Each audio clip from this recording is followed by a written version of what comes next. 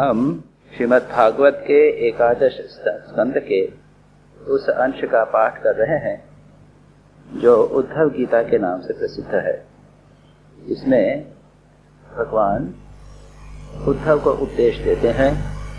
भगवान ने निश्चय कर लिया है अपनी लीला संवरण करने का, और जब उद्धव को पता चला तो वे उनके पास जाकर कातर भाव से पूछते हैं, और तब भगवान ने जो उपदेश दिया वह जिस प्रकार अर्जुन को उन्होंने गीता में उपदेश दिया था, उस प्रकार यह उद्धव को भी उपदेश दिया है, ठीक उसी प्रकार से, और इसे उद्धव गीता के नाम से पुकारा जाता है। इसके कुछ पोर्शंस हम पढ़ चुके हैं, और यह अब हम जो इस अध्याय का प्रारंभ किया है वह है इस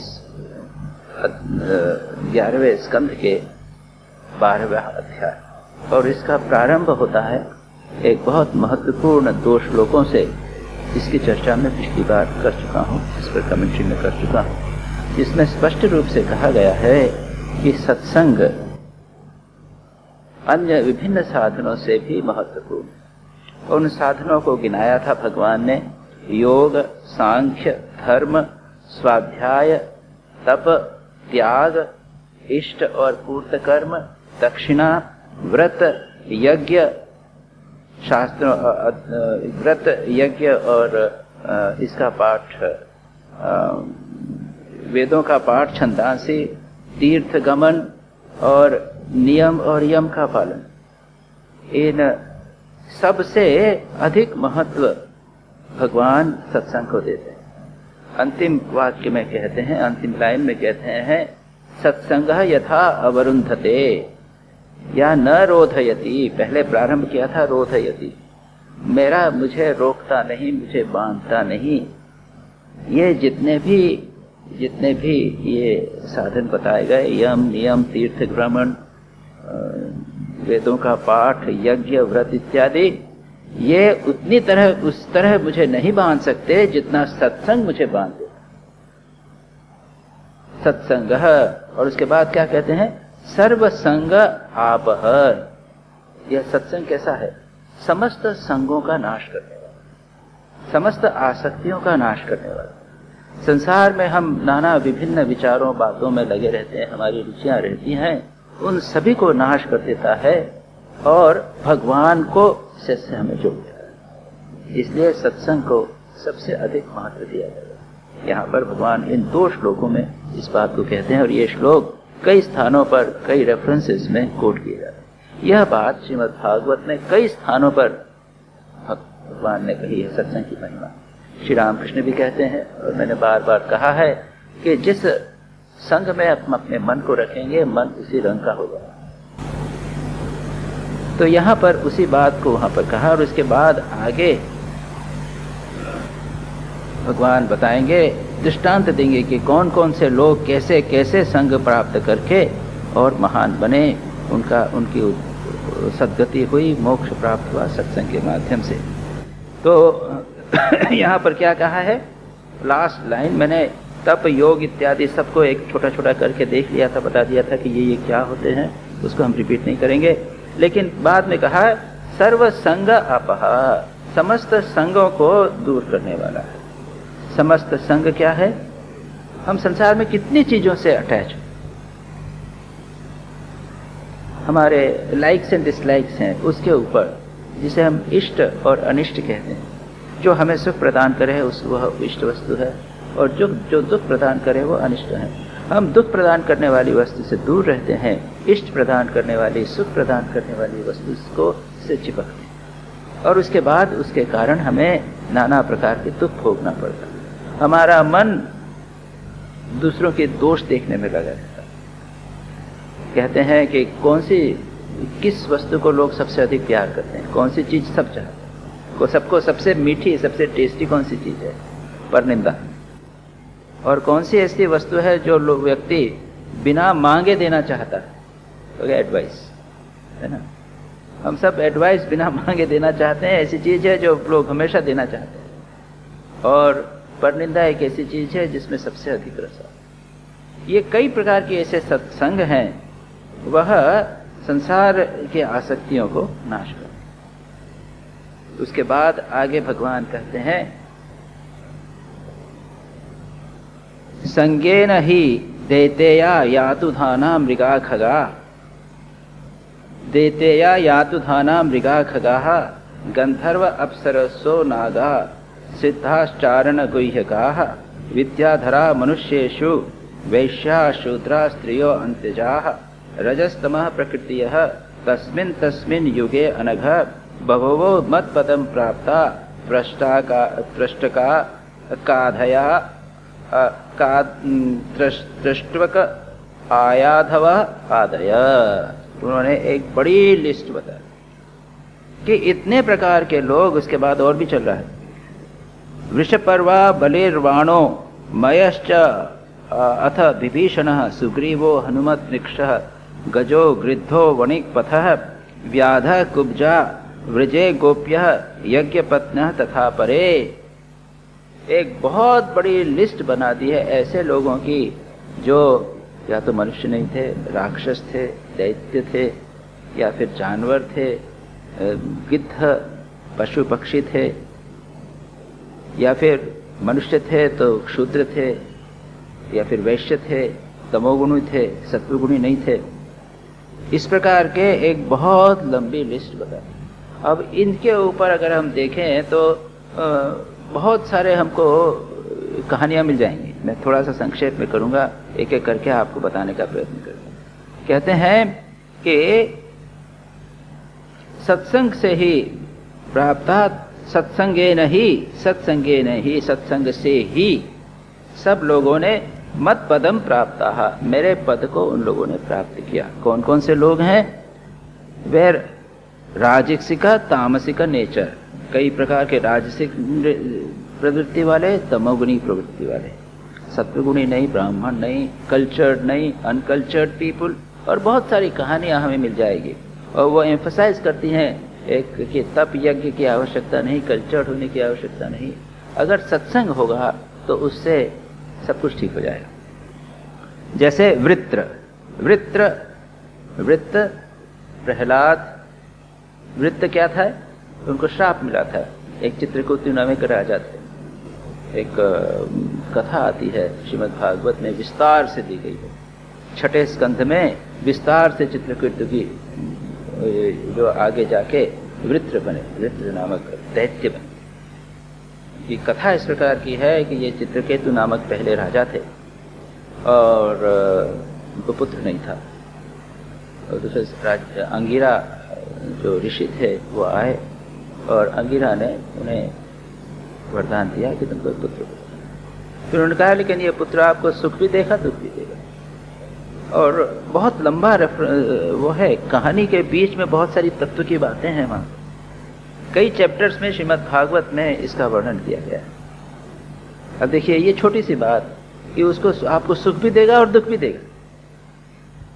तो प्रत्येक वस्तु जो हमें सुख प्रदान करेगी वो हमें दुख भी प्रदान करेगी। जब पुत्र को ले लीजिए, स्त्री को ले लीजिए, पति को ले लीजिए, जिस जो हमारे अत्यंत प्रिय हैं, जिन्होंने सबसे अधिक हमें सुख दिया है, वही हमें सबसे अधिक दुख भी देते। ये कॉमनली लोग जान नहीं पाते हैं। स्वामी विवेकानंद कहते हैं कि सुख मनुष्य के सामने आता है दुख का मुकुट पहनकर। तो सुख लेंगे तो दुख भी मिलेगा। दुर्भाग्य यह है कि लोग उसको देख नहीं पाते। जो लोग देख पाते हैं वो फिर उस दुख के लिए ठहरते नहीं, उसके पहले ही सचेत हो जाते। जैसे बुद्ध का दृष्टांत ले लीजिए, तो बुद्ध राज्य में थे, वहां तो किसी प्रकार का दुख नहीं था, लेकिन उन्होंने कुछ ऐसे सीन देखे, बुढ़ापा देखा, बीमारी देखी, मृत शरीर देखा, उससे वे जागृत हो गए, अरे ये तो दुख है।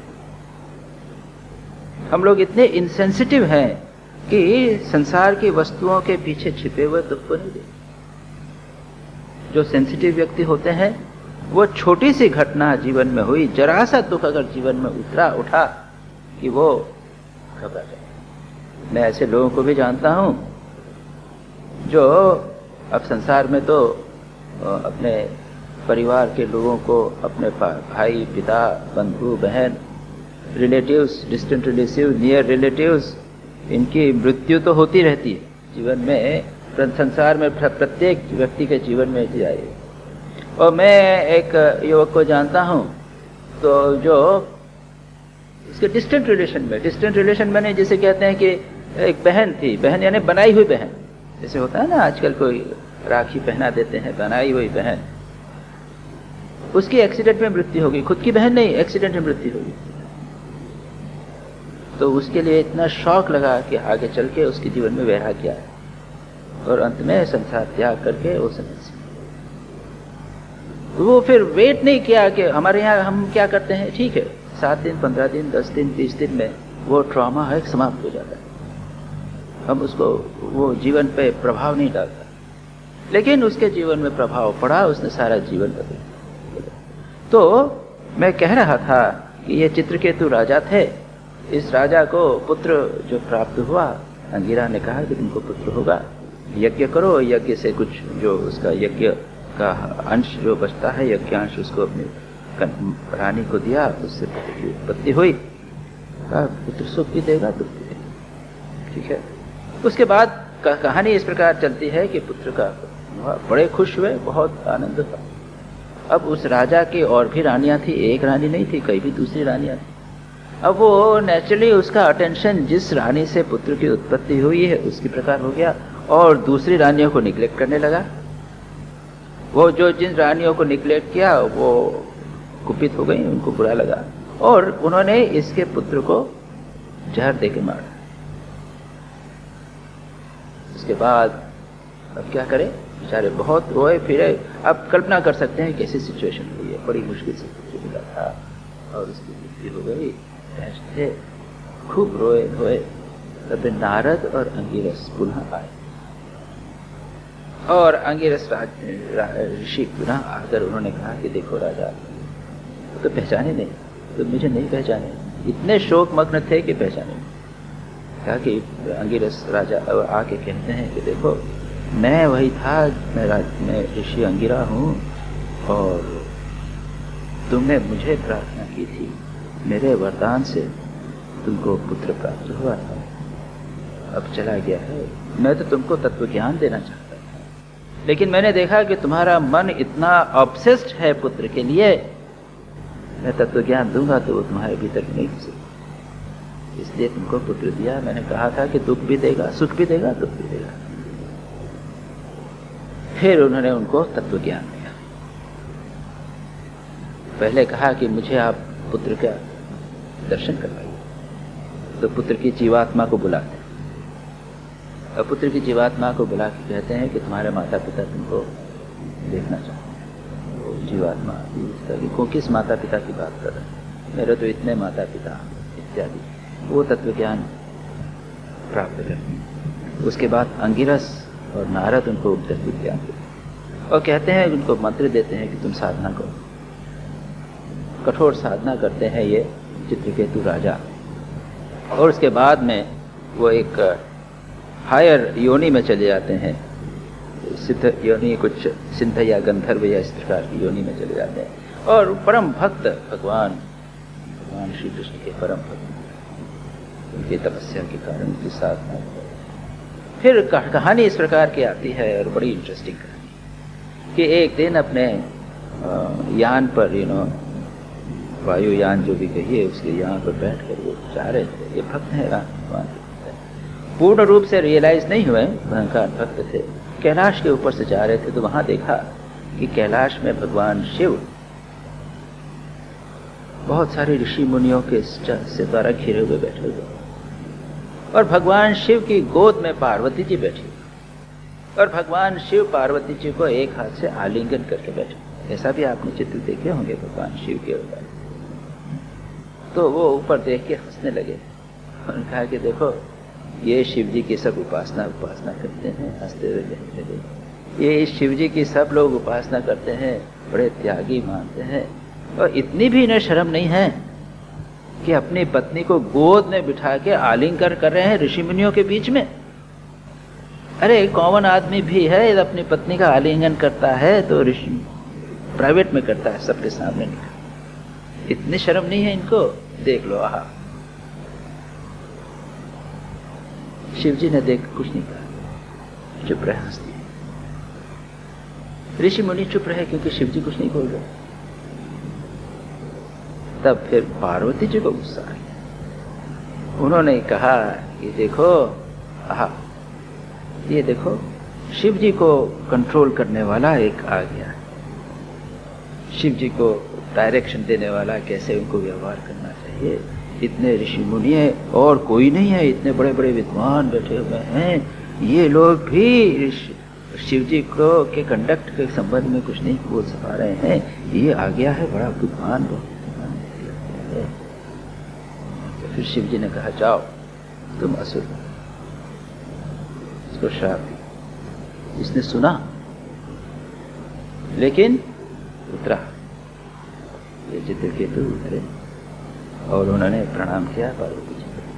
माता जी, मैं आपका श्राप मेरे सिर पे ले स्वीकार। और कहते हैं बड़ी अच्छी बात कि ये आप लोग जो महापुरुष लोग के श्राप और वरदान होते हैं, ये क्या होते हैं? ये हमारे कर्म फल के अनुसार हमें जो प्राप्य है उसी की फोटोलिंग। ईश्वर भी, महापुरुष भी आपके जो कर्म फल है उसमें यह आप ध्यान रखेगा कि वो श्राप और वरदान से मॉडिफिकेशन नहीं करते। They are only foretelling that this is going to happen because आपके पास कर्म। तो वो साहब कहते हैं कि आपने जो श्राप दिया तो मैं जो होना ही था, अगर मैं आपका श्राप नहीं होता तो भी हो, तो मैं उसको स्वीकार करता हूं। इस श्राप को दूर करने के लिए आपसे कुछ नहीं मांगता। इस प्रकार कह के उनको प्रसन्न कर दीजिए। फिर शिव जी ने कहा था, देखा पार्वती भगवान का, ये नारद जी और अंगिरा के सत्संग उसने प्राप्त किया, सत्संग के बाद साधना की है, इसके लिए आपके श्राप से वो डिस्टर्ब नहीं हुआ। और उसके बाद यही आगे चल के वृत्रासुर के नाम से जन्म हुआ। और ये बहुत पावरफुल असुर था, भगवान का भक्त था, शिव जी का भक्त था, और उसने देवताओं को खूब हराया। इंद्र को उसने लगभग परास्त कर दिया। और तब इंद्र ने इसको, वही ब्राह्मण के रूप में इसका जन्म हुआ था नेक्स्ट उसमें, और इंद्र ने उसको फिर मारा था, और इसलिए उसके ऊपर इंद्र के ऊपर ब्रह्म हत्या का श्राप लगा। ये सब बड़ी इंटरेस्टिंग कहानियां हैं, लेकिन कहानियों के बीच में कई बहुत सारे इंपॉर्टेंट तत्व, इंपॉर्टेंट प्रिंसिपल्स, इंपॉर्टेंट वैल्यूज वहां पर प्राप्त होती हैं। तो ये थे वृत्रासुर। ये सत्संग के द्वारा असुर होते हुए भी परम भक्त भगवान के। उसके बाद दूसरा है प्रहलाद। प्रहलाद की कथा हम सब जानते। प्रहलाद तो ये कैसे हुए? प्रहलाद थे हिरण्यकश्यप के पुत्र, और जब हिरण्यकश्यप कठोर तपस्या कर रहा था ब्रह्मा को प्रसन्न करने के लिए, अमरत्व का वरदान मांगने के लिए, उस समय इंद्र ने उसकी राजधानी के ऊपर धावा बोल दिया, क्योंकि वो तो था नहीं। उसको जीत लिया और उसकी पत्नी को उसने कैद बना दिया, और उसकी पत्नी के गर्भ में प्रहलाद थे उस समय। तब इंद्र ने, नारद जी ने इंद्र को कहा, इसको मारो मत, इसके गर्भ में परम भागवत बहुत बड़ा भक्त है इसका गर्भ। उसको उन्होंने कुटिया में रखा, और नारद जी आकर उनकी पत्नी को, उसकी माता को कहानियाँ सत्संग किया करते थे, उनको अच्छी कहानियाँ, भगवान की बातें इत्यादि किया करते थे। और इसका प्रभाव उस बालक, गर्भ में जो बालक थे प्रहलाद, उससे पड़ा। तो नारद के सत्संग के परिणाम स्वरूप ये प्रहलाद जो है वो परम भक्त है। तो ये दूसरा दृष्टांत। उसके बाद में आदयः इत्यादि, उसके बाद में दैत्य, राक्षस,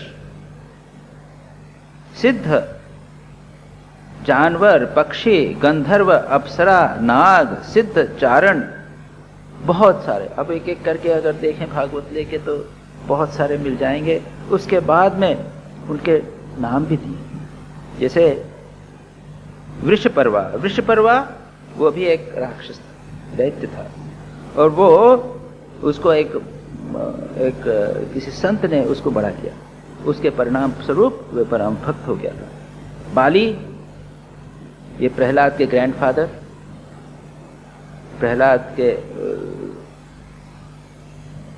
प्रहलाद जिनके ग्रैंडफादर थे, यानी बाली परम भक्त था। उसने महान यज्ञ किया था जिसमें भगवान स्वयं वामन अवतार के रूप में आए थे। इनके बाली के जो ग्रैंडफादर थे वो प्रहलाद का ग्रैंडसन है बाली। तो उनके सत्संग के साथ, प्रहलाद के सत्संग के कारण उसमें ऐसे तेज आ गया था कि अपना सिर भी उसने समर्पित कर दिया भगवान के लिए। तो और भगवान ने फिर क्या हुआ, भगवान ने कहा कि जाओ, फिर तुम कहाँ जाओगे, तुम नीचे जाओ, नरक में जाओ। ठीक है, नरक नहीं यानी अधोगत, अधर पाताल में जाकर वहां पर राज्य करो। तो उसने कहा, एक कंडीशन लगा दी कि आप मेरे द्वारपाल बनो। उस सत्संग के प्रभाव से वे भक्त बने और भगवान को उनका द्वारपाल बने। फिर कहते हैं उसके बाद बाणासुर, मय दानव, बाण जो है वो बाली के सबसे बड़े वो थे पुत्र, और वह शिव जी के साथ उनका संग हुआ था। और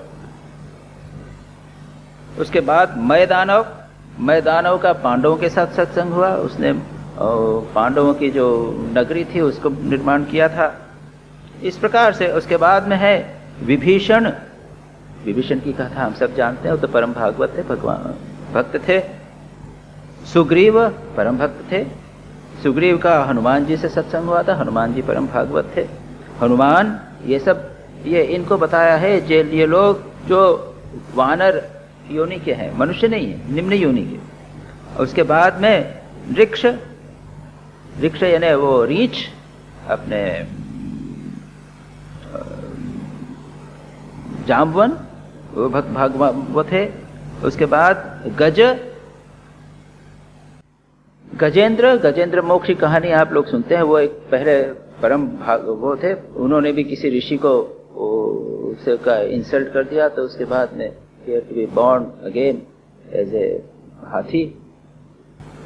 फिर आगे चले गृध्र यानी अपने ये जटायु गरुड़ के सत्संग में आए थे। उसके बाद में आप चलिए वणिक पथ। वणिक ये एक वर्णन प्राप्त होता है, एक तुलाधार करके एक वो थे, एक बनिए यानी एक परचेज, और उसकी भी कहानी आती है कि वो परम भागवत था इत्यादि। उसके बाद में है धर्मव्याध की कहानी भागवत महाभारत में आती है। वह उसने पहले एक भक्त का सत्संग किया था। कुब्जा को हम वर्णन प्राप्त करते हैं श्रीमद् भागवत में। कुब्जा तो श्री कृष्ण का संपर्क में आकर उसकी गति हुई थी, मोक्ष हुआ था। इस प्रकार से गोपियां और ब्राह्मणों की स्त्रियां, श्रीमद् भागवत में वर्णन आता है कि एक बार श्री कृष्ण पिकनिक कर रहे थे, श्री कृष्ण अपने ग्वाल वालों के साथ में, और दूसरी ओर वहां पर उनका यज्ञ हो रहा था, अपने ब्राह्मणों का यज्ञ हो रहा था। अब उनको कुछ खाने को चाहिए था, तो श्री कृष्ण ने कहा ब्राह्मणों के पास जाकर कहो कि भाई आप लोगों के पास इतना है, हमको कुछ दो। तो ये लोग गए, गोप ब्राह्मणों से कहा कि हम ग्वालवाल हैं, भूखे हैं, हमको कुछ दीजिए। उन्होंने डांट के भगा दिया। तब श्री कृष्ण ने कहा कि इन ब्राह्मणों की जो स्त्रियां हैं उनके पास, स्त्रियों के पास गए और कहा कि श्री कृष्ण ने भेजा है। तो वो बहुत प्रसन्न हुई और उन्होंने खुलकर उनको दिया। इसके बाद में वे आई थी, अपने पतियों के रिस्ट्रिक्शन को नकारते हुए वो आई, श्री कृष्ण का दर्शन किया, श्री कृष्ण उन पर प्रसन्न हुए और इसके बाद उनकी सद्गति हुई और ब्राह्मण लोग भी उससे प्रसन्न हुए बाद में।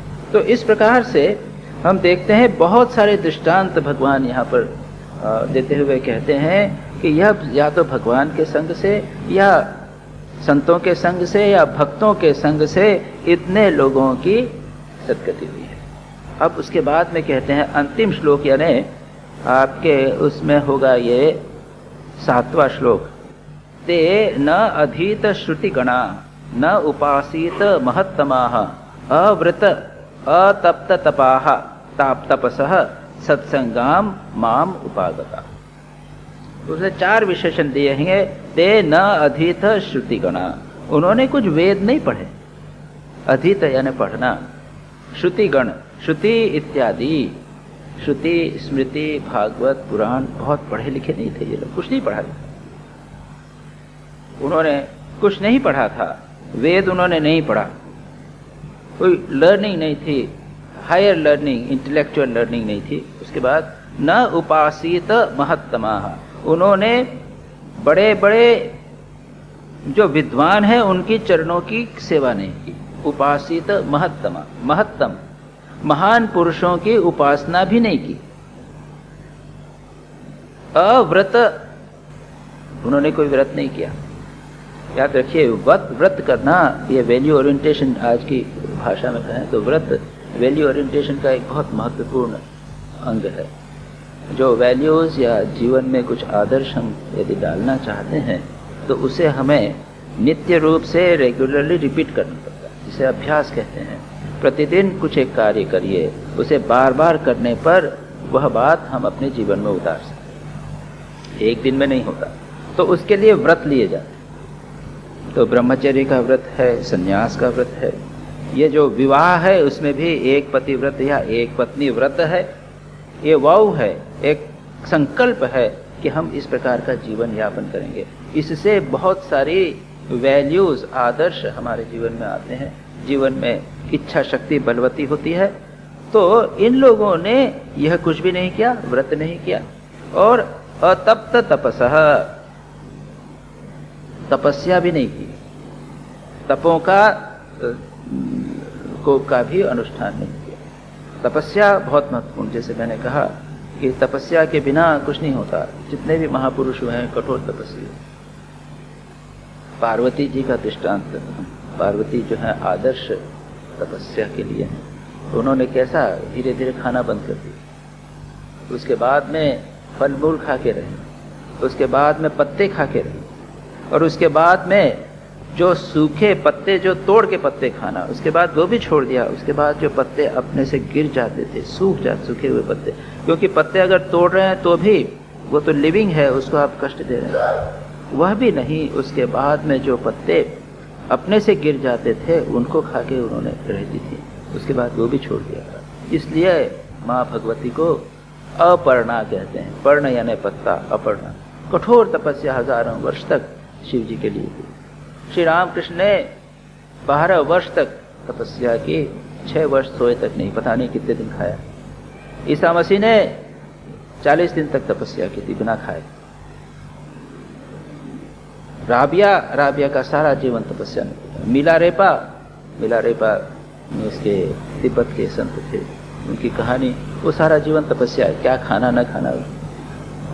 ये महावीर, जैन तीर्थंकर महावीर, उन्होंने 12 वर्ष तक तपस्या की, उसमें आधा से ज़्यादा समय वो निराहार रहे। बुद्ध ने ऐसी कठोर तपस्या की कि उनकी हड्डी मांस दिखने लगा, हड्डियाँ पूरी दिखने लगी, हड्डी और चमड़ी बची हुई।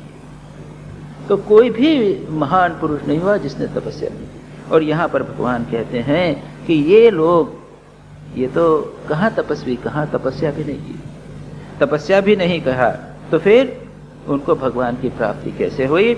सत्संगात, सत्संग के द्वारा माम उपागताः, मुझे उन्होंने कहा।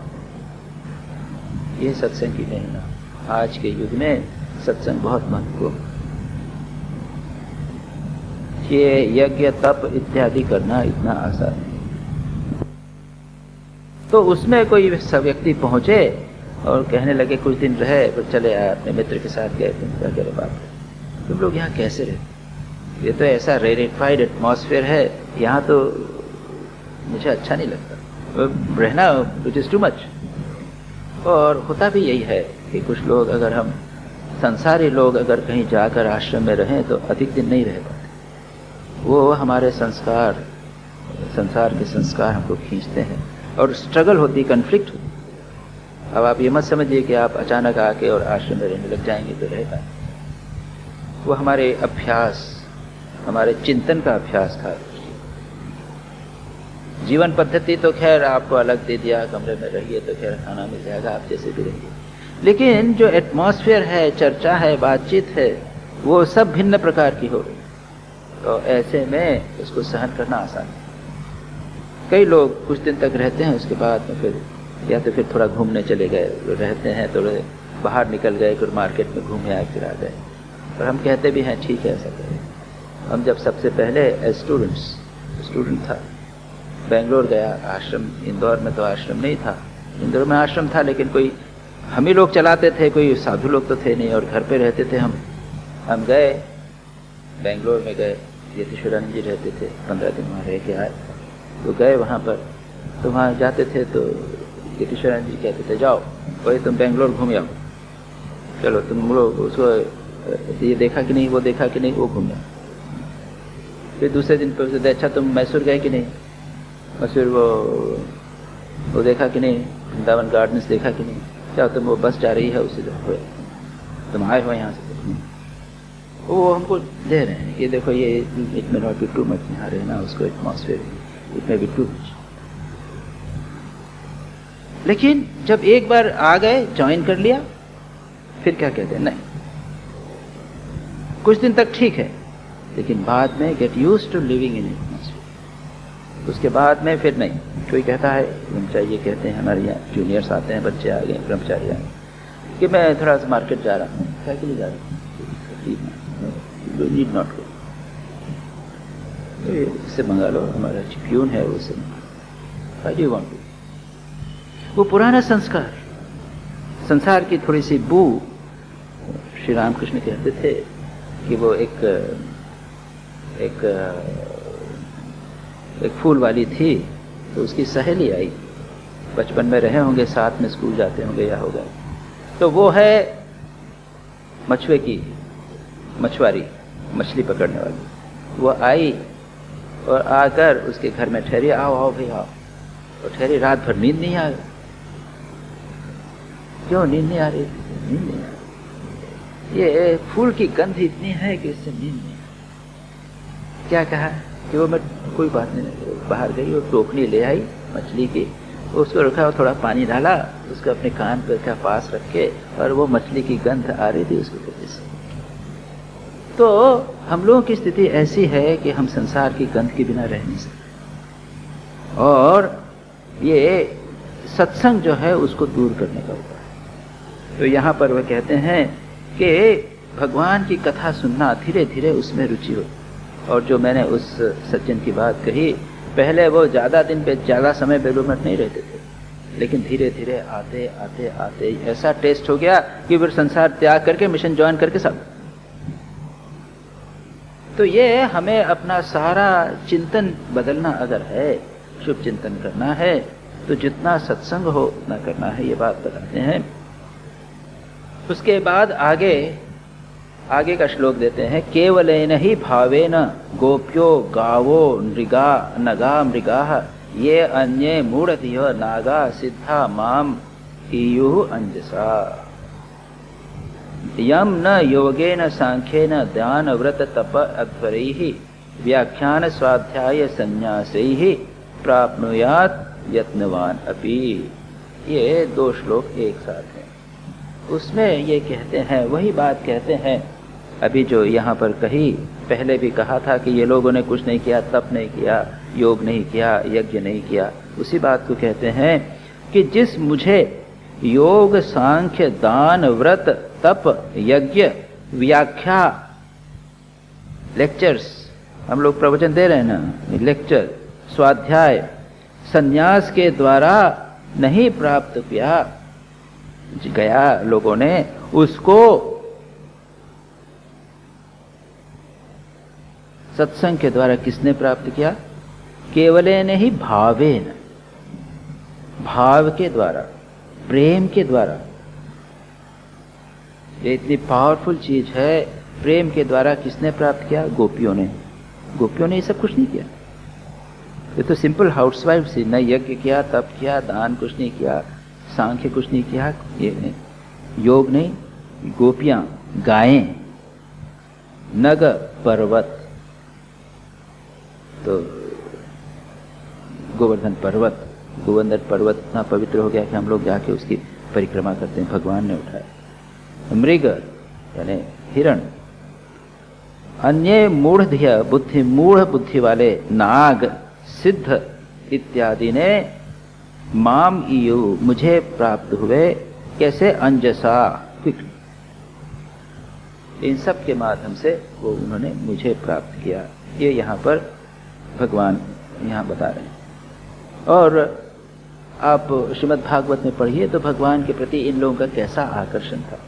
गायों का बात है तो गायें जब मुंह में घास चर रही हैं तो श्री कृष्ण को देखा तो घास चरना ही भूल जाती हैं। अगर मुंह में है तो वैसा को वैसा ही न तो निगलती है न खाती।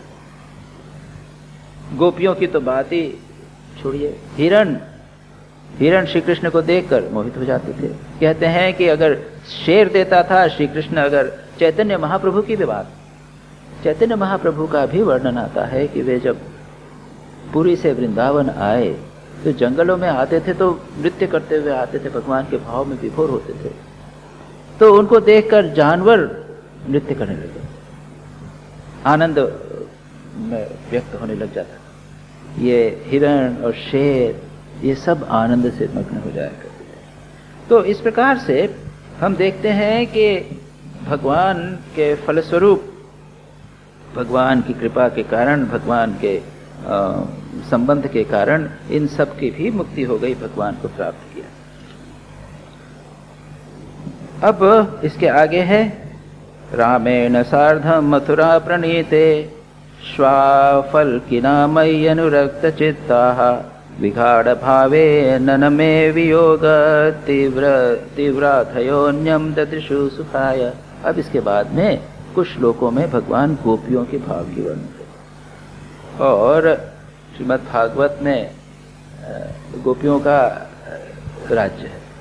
अरे भाई, चौथा चैप्टर जो 10वां जो स्कंद है वो तो भगवान की लीला है, उसमें अधिकांश गोपियों का ही वर्णन है। लेकिन आप देखेंगे सभी स्कंदों में गोपियों का रेफरेंस आ जाए। भगवान खुद बोलने लग जाते हैं, या फिर सुखदेव जो है बीच बीच में गोपियों का वो करने देंगे, या सूत हैं जो भी श्रीमद् भागवत के डिस्क्रिप्शन करने वाले हैं, वो जब भी मौका मिलता है गोपियों की बात करें। जैसे अगर आप श्री राम कृष्ण वचनामृत पढ़ें, श्री राम कृष्ण की लीला इत्यादि पढ़ें, तो स्वामी विवेकानंद बीच में आ ही जाएं। उसी प्रकार से गोपियां जो हैं वो एक भागवत श्रेष्ठ है। जो भाव, जो भक्ति का आदर्श श्रीमद् भागवत का है वो गोपियों का आदर्श। और उसी लिए उस बात को बार बार बताने के लिए गोपियों का वर्णन किया। यहाँ पे क्या कहते हैं? रामेण सार्धम मथुरा प्रणीते मयि, राम के साथ, राम यानी बलराम, बलराम के साथ मथुरा प्रणीते, नीते मुझे ले जाया गया जब, मैं जाना नहीं चाहता इस शब्द इतना यूज किया है, मेरे चले जाने पर नहीं। राम के साथ यानी बलराम के साथ श्वाफल्किना, अक्रूर आए थे उनको लेने के लिए। श्वाफलिक के पुत्र तो इसके शाफल्क, अक्रूर के द्वारा राम के साथ मुझे मथुरा ले जाए जाने पर क्या हुआ? मयि अनुरक्त चित्ताः, मुझ में जिनका चित्त अनुरक्त था, जिनका चित्त मेरे रंग में रंग गया था।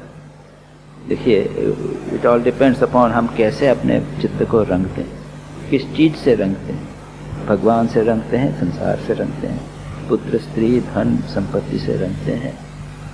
इट ऑल डिपेंड्स अपॉन हमने मन को कैसे रंगा। उसको देखना चाहिए हमारा मन कहाँ जाता है, किस रंग से रंगा हुआ। सुबह उठे तो हमारे मन में कौन सा विचार पहले आता है, रात को सोए तो हम किस विचार को लेकर रहते हैं। हम देखेंगे कि हमारा मन उस रंग से रंगा हुआ। That is the way you find out. हम सुबह उठते हैं तो भगवान का मन विचार आता है या और कुछ विचार आता है? रात को सोते हैं किस विचार को लेकर सोते हैं? नहीं तो मन को देखना बड़ा कठिन है।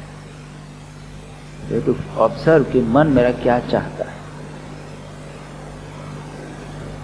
तो गोपियों के क्या हाल था कि वो श्री कृष्ण के सिवा और कुछ था ही, सुबह शाम बस भगवान का ही चिंतन श्री कृष्ण का ही, और संसार की कुछ बात ही नहीं आती थी। मई अनुरक्त चित्ता, चित्त जो है मेरे द्वारा रंगा गया था, यानी जो रंग होगा वही तो दिखेगा। जैसे हमने बैनर लगाया था, तो एक बैनर था, पहले हमने उसको पीला रंग कर दिया और पीले रंग के बैनर के ऊपर हमने ब्लू रंग से लिखा। इसके पहले हमने पिछली बार का सफेद किया था। हम डर रहे थे कि पता नहीं कैसा होगा, लेकिन देखा कि पहले एक और पहले पीला किया था। उस पर कुछ लिखा हुआ तो है, लेकिन वो कपड़ा किस रंग का है? पीले रंग का। हमारे मन में मन का बेसिक रंग क्या है? उसके ऊपर तो कई विचार आ रहे हैं। मैं बात कर रहा हूं, आप कुछ सुन रहे हैं, मैं प्रवचन दे रहा हूं, मैं ऑफिस का काम कर रहा हूं, आप ऑफिस में जा रहे हैं, आप मार्केट में जा रहे हैं। ये क्या है? चित्त के ऊपर लिखे हुए कुछ बातें, कॉन्शियस लेवल के ऊपर। लेकिन आपके मन का बेसिक रंग क्या है? पीछे क्या रंग है? ये देखने। और इस देखने के लिए मैंने जैसा कहा, रात को सोते समय हमारा क्या चिंतन रहता है, और जब हम उठते हैं तब हमारा क्या चिंतन है, इसको देख। और बेसिकली अगर आप देख सकें सारे अपने मन को अगर निरीक्षण कर सकें, तो हमारा प्रवाह क्या है, किस दिशा में हम क्या चाहते हैं, इसको अगर हम देखें तो पता चल जाएगा कि हमारा मन जो है वो पीला है, लाल है, हरा है, नीला है, काला। गोपियों का मन जो था वो भगवान के रंग में रंगा। चाहे कुछ भी करती हो, संसार का काम कर रही हो, खाना बना रही हो, पति की सेवा कर रही हो, बच्चे को देख रही हो, लेकिन बेसिक रंग जो था वो भगवान का रंग था। इसलिए कहा मयि अनुरक्त चित्ता विगाढ़ भावे, विगाढ़ भावे, विगाढ़ भावे न, अरे गहरा भाव, यानी विगाढ़ यानी डूबा हुआ। पानी में आदमी जैसे पूरा डूबा हुआ हो, ऊपर से नीचे तक पूरा डूबा हो, गहरा डूबा हुआ। विगाढ़ भावेन, कोई लोग तो नदी में अपन गए तो तैर रहे हैं, तो आधा पोर्शन तो ऊपर रहता है, कुछ पोर्शन पानी नहीं, जब पूरा ही डूब जावे आदमी, उसको विगाढ़ भावेन, तब क्या होगा? वहां और कुछ नहीं दिखेगा, पानी पानी सर्वत्र। इसलिए श्री कृष्ण में इतने विगाढ़ भाव से अनुरक्त थी कि सर्वत्र श्री कृष्ण ही श्री कृष्ण चिंता है। विगाढ़ भावे न में वियोग तीव्र अधयो अन्यम ददिशु सिखाए, और वे वियोग तीव्र आधय। उसके बाद क्या हुआ? वियोग की तीव्र चिंता, श्री कृष्ण के वियोग की तीव्र चिंता, उनको इतना तीव्र वो था कि अब श्री कृष्ण नहीं मिलेंगे।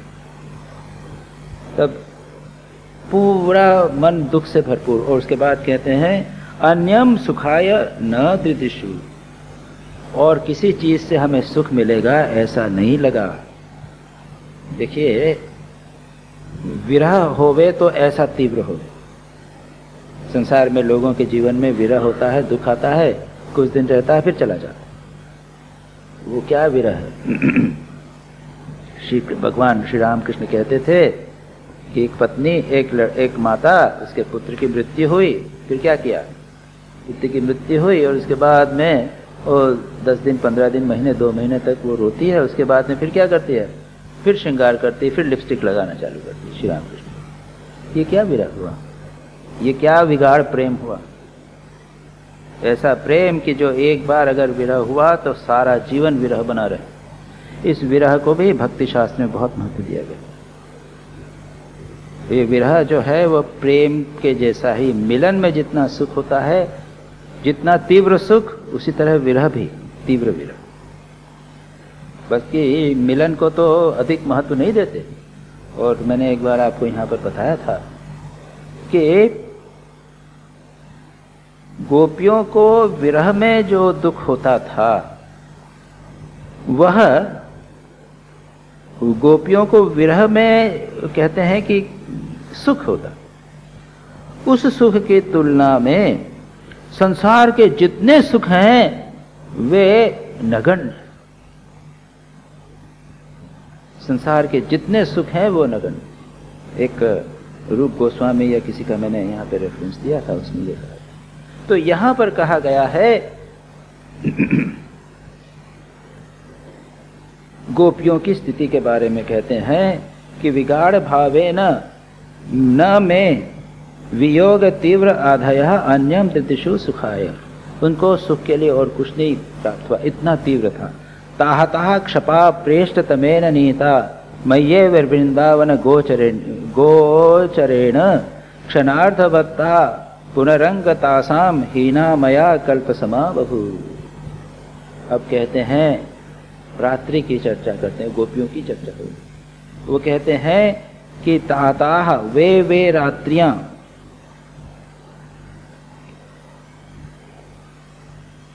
वे रात्रियां जो उन्होंने मेरे साथ बिताई थी,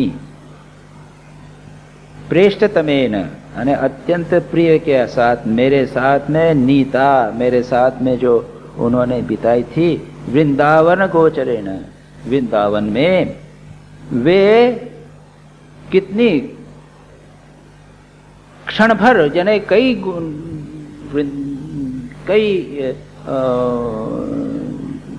रात्रियां मेरे साथ उन्होंने बिताई। वो क्या हुआ, क्षण मात्र जैसी बीती। और अब मेरे एब्सेंस में वे ही रात्रियां कल्प के समान उनको लग रही हैं। ये प्रेम की इंटेंसिटी, प्रेम की तीव्रता। आइंस्टाइन से उनकी पत्नी ने पूछा कि ये तुम्हारी थ्योरी ऑफ रिलेटिविटी मुझे समझाओ ना। जोक है या जो भी हो, बहुत बड़ा ट्रुथ है उसमें।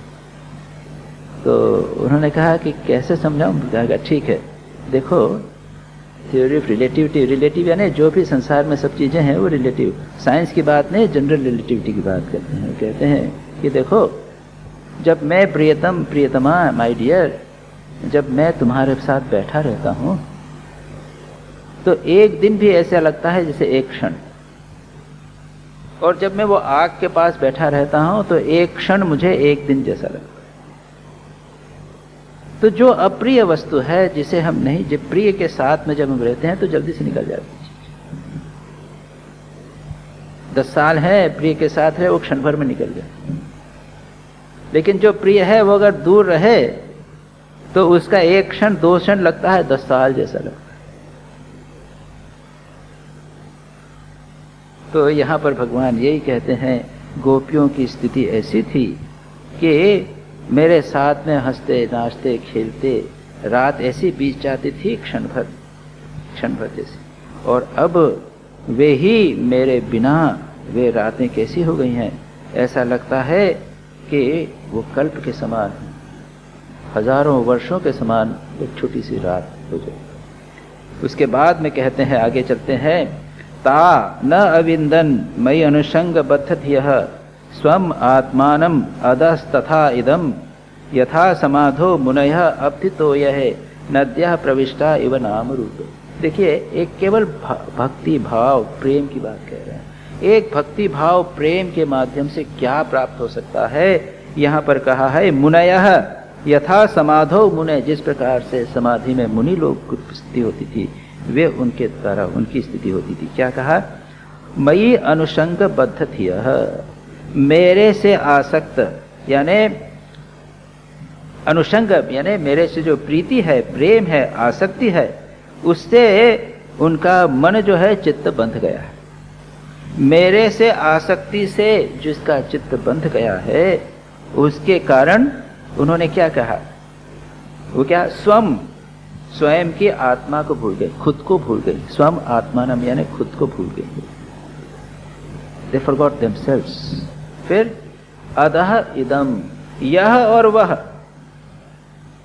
अधः यानी यह लोक परलोक, यह और वह, अधः इदम, वह अधः यानी पूर्णम अधः बोलते हैं, पूर्णम अधः पूर्णमिदम, यानी जो परमात्मा है वो पूर्ण है, इदम ये जगत, परमात्मा और जगत, इसको भूल गए, स्वयं को भूल गए।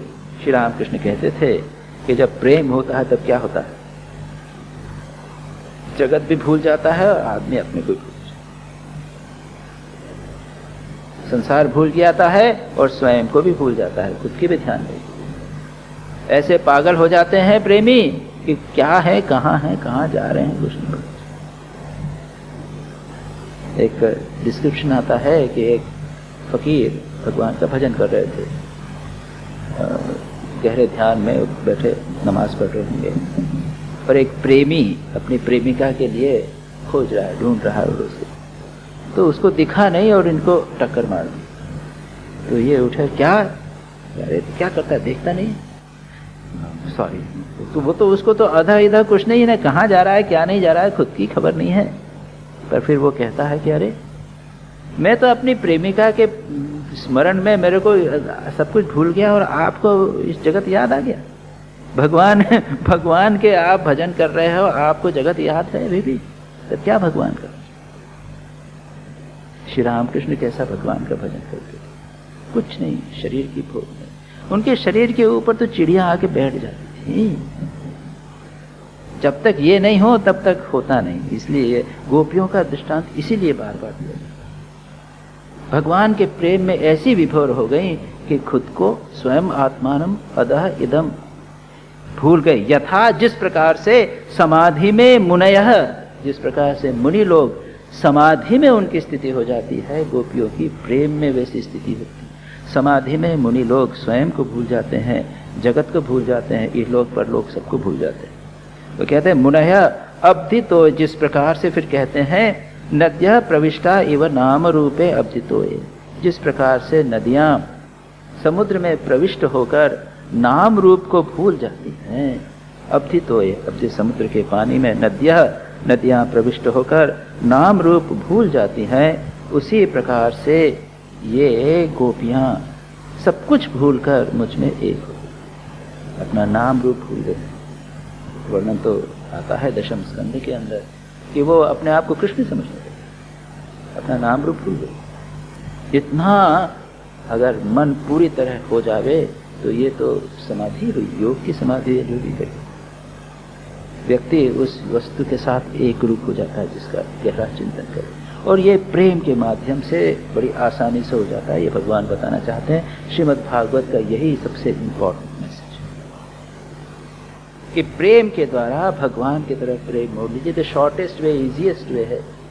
श्री रामकृष्ण स्वयं कहते थे कि भक्ति कलिकाल में नारदीय भक्ति, भगवान पे प्रेम कीजिए, आप देखेंगे बड़ी आसानी से इजीली समाधि हो जाए।